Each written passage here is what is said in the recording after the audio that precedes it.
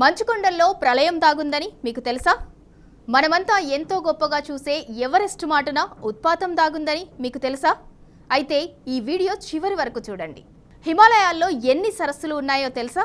దాదాపు 5000. వీటిలో 200 సరస్సులు గట్లు తెంచుకుని వరదలై పారితే రాబోయే ప్రళయం ఊహించటం కూడా కష్టమే. భూమి మీద కుండపోతతో వచ్చే వరదల కన్నా హిమాలయ పర్వతాల్లో సరస్సులు కరగటం వల్ల అయ్యే నష్టం 1000 రెట్లు ఎక్కువ. 2013లో కేదార్నాథ్ను ముంచెత్తి దాదాపు 6000 మందిని పొట్టన పెట్టుకుంది కూడా ఇలాంటి వరదలే.